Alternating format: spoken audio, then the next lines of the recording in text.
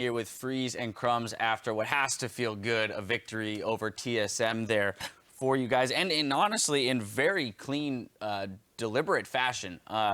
And the very first thing that I want to approach with you guys, I'm going to come to you first, Crumbz, is that from week one, we've actually looked at this team and looked at the stats and said, this team has a great early game, right? So something is clicking there.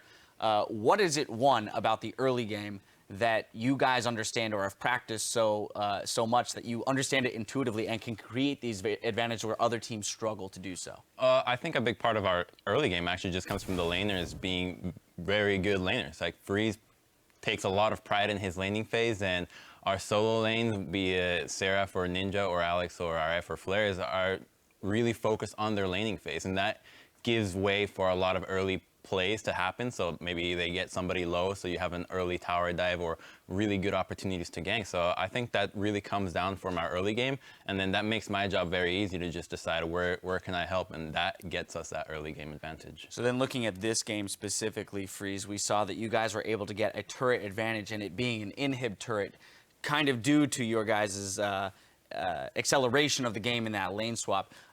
What would you attribute in this game that to the most? Was it champion picks, or was it just that you guys were quicker on the decision making? Where was the advantage gained? To be honest, both. It was the Herald. Yeah, we had a Herald and we had Grace, who's like super fast pusher in the lane swaps.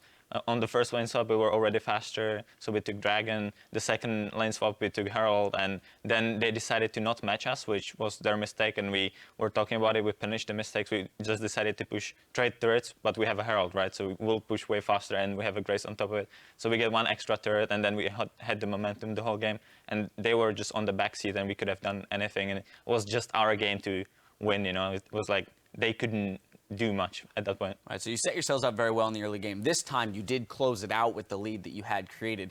Now, somewhere, but in the past, that has been a point that has been a failure for you guys. So, Crumbz, what has been your identification as to why you've struggled to close games that you previously had leads in, and how are you working to shore up those weaknesses? I think a big reason why the mid game is mid-game and late game a little bit difficult for us to close is because the game and the meta is all about the objectives, right? And then you focus on, say, when you took all the turrets, Dragon and Baron at 7 minutes spawn time and Dragon 6 minutes spawn time, which is a very long time to just be doing nothing, and that gives the opponent a lot of opportunity to catch back up.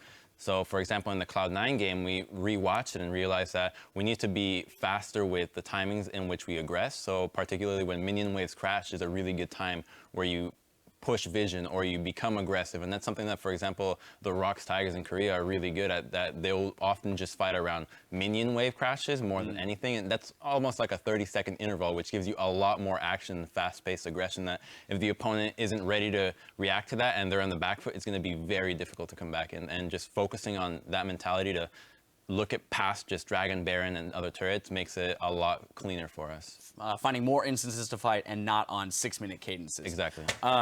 Back over to you, Freeze. I want to take a look at the two new players that you guys have, Seraph and Ninja. And really, I just want to know how the chemistry and the dynamic of the team changes with those two individuals and the types of styles that they bring to the team. So luckily, we had 2 weeks to prepare with them, which like in the beginning, it wasn't that great of a synergy, but given the 2 weeks, we improved a lot. We started playing well together, and like Seraph and Ninja, they played on TDK before. They have a super nice synergy with double TPs. They always help each other out. So that's like their own mini game there, and we're the free men like on our own side. So we're like split a bit there, but we know what to do in those situations, and we get a lot ahead from that.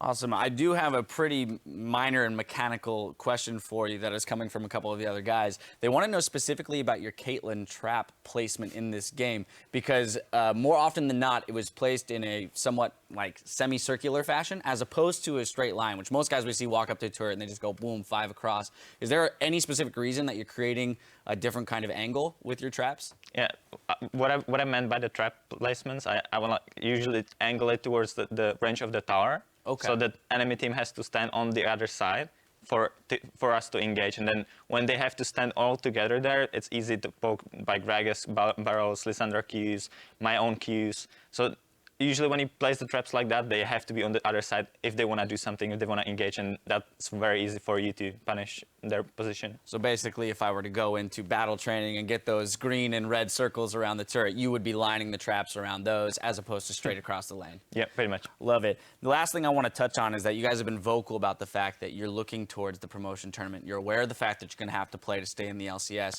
And so looking ahead, with this win, you're actually only one win behind Dignitas yet. They haven't played yet today, but they are playing a pretty tough roster in Immortals, Liquid, and CLG. You guys have Impulse and Echo Fox up on the docket, I believe.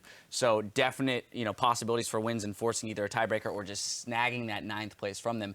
But with this in mind, that you're going to have to play with against the challenger teams, what specifically are you looking to do in this last week of play that's going to cement your ability to return for the summer split? I don't think we care too much about it, to be honest. I think that we know that we're going to have to face the tournament, and all that we want to do is make sure that all our games are like the ones that we just played against TSM, which is really resemblant of our wins that come in during scrims. We know how to play the game, we know how to close it, we know all the stuff. And earlier this week, yesterday, the match, we weren't able to do that, and that was disappointing for us. I think it was very heartbreaking that we weren't able to, we got the lead, we did everything right, but then fell on our faces in the last minutes of the game. But this time around, just being able to bring this performance and show that we can do it at least one time should be enough to motivate us to keep going and working our ways to playing every game like that. And hopefully that should be enough to keep us in for the next split. There you have it. At least consistency is key, and today's win is proof that you guys can get there. Thank you very much for the interview, and congratulations on the victory. We're going to take a quick broadcaster cool down, but when we come back, Team Dignitas will face off against Immortals. Sit tight. We'll be back in just 3.5.